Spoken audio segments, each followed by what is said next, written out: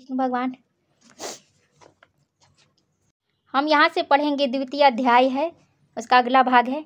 इंद्रियों के द्वारा विषयों को ग्रहण न करने वाले पुरुष के भी केवल विषय तो निवृत्त हो जाते हैं, परंतु उनमें रहने वाली आसक्ति निवृत्त नहीं होती। इस स्थित प्रज्ञ पुरुष की तो आसक्ति भी परमात्मा का साक्षात्कार करके निवृत्त हो जाती है। हे अर्जुन, आसक्ति का नाश न होने के कारण ये प्रमथन स्वभाव वाली इंद्रियां यत्न करते हुए बुद्धिमान पुरुष के मन को भी बलात् हर लेती है। इसलिए साधक को चाहिए कि वह उन संपूर्ण इंद्रियों को वश में करके समाहित चित्त हुआ मेरे परायण होकर ध्यान में बैठे, क्योंकि जिस पुरुष की इंद्रियां वश में रहती है उसकी बुद्धि स्थिर हो जाती है। विषयों का चिंतन करने वाले पुरुष की उन विषयों में आसक्ति हो जाती है। आसक्ति से उन विषयों की कामना उत्पन्न होती है और कामना में विघ्न पड़ने से क्रोध उत्पन्न होता है।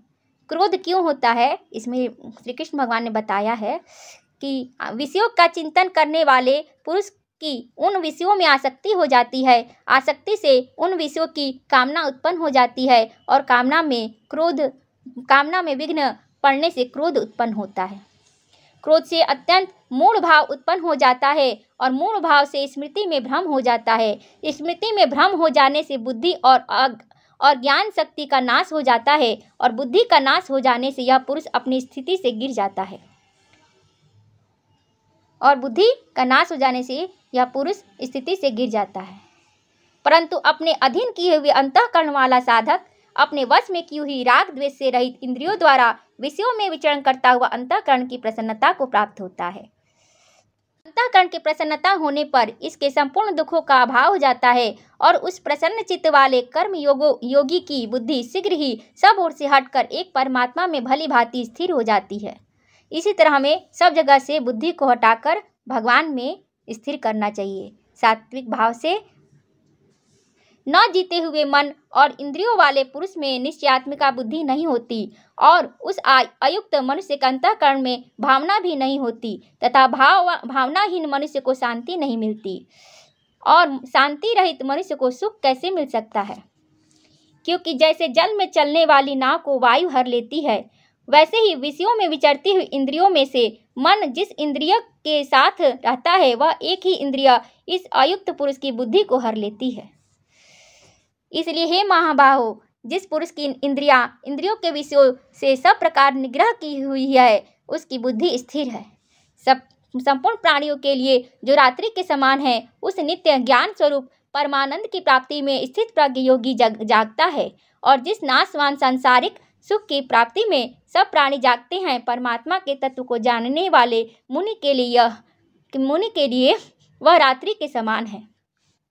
जैसे नाना नदियों के जल सब ओर से परिपूर्ण अचल प्रतिष्ठा वाले समुद्र में उसको विचलित न करते हुए भी समा जाते हैं, वैसे ही सब भोग स्थित प्रज्ञ पुरुष में किसी प्रकार का विकार उत्पन्न किए बिना ही समा जाते हैं। वही पुरुष परम शांति को प्राप्त होता है, भोगों को चाहने वाला नहीं।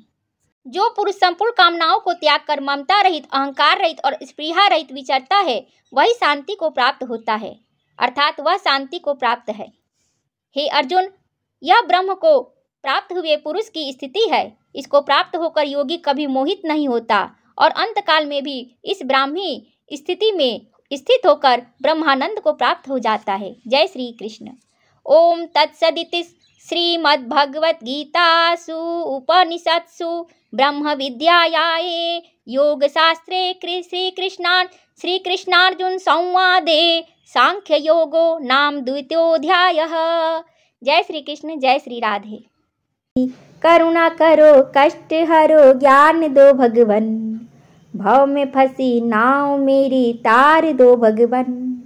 दर्द की दवा तुम्हारे पास है, जिंदगी दया की है भीख मांगती। मन में बसा कर तेरी मूर्ति, उतारू मैं गिरधर तेरी आरती। मन में बसा कर तेरी मूर्ति, उतारू मैं गिरधर तेरी आरती।